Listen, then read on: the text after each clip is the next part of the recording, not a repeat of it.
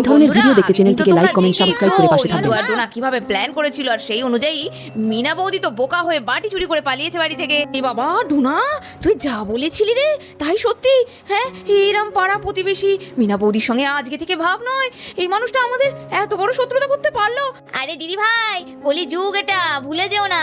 এখন মানুষকে বিশ্বাস করা আর পাপ করা দুটোই সমান। যাকে তোমার চোখ তো খুলেছে, বুঝতে তো পারলে। হ্যাঁ, যাকে খুব ভালো ভালো ভাবছিলে সে আসলে কি বাপরে বাপ কিরকম বদমাস। হ্যাঁ, বাটিটা পর্যন্ত ছাড়লো না, কি লোভিষ্ট। যাকে যাকে ভালো হয়েছে, আমাদের প্ল্যানটা তো সাকসেসফুল হয়েছে। বাবা, কুত্তির মা এত বদমাশ। হ্যাঁ, আমাদের তো একটু জন্য মার খেতে খেতে বাঁচলাম। সেদিন তো থালাটা আমি নিয়ে এসেছিলাম বলো তুলি দিদি তোমায় দেখাতে। মা বলে আমায় কিছু বলেনি, নাহলে থালাটা তো আমিই হারিয়েছি। হ্যাঁ রে বুনু, ঠিক বলেছিস। আর কুট্টি বা কেমন মেয়ে বল দেখি। হ্যাঁ, আমার সঙ্গে এত খেলে, এত আমাদের বাড়িতে আছে, অথচ একবার এসে আমাকে কি বলতে পারলো না। হ্যাঁ রে বুনু, দেখ ও তো ভালো, ও তো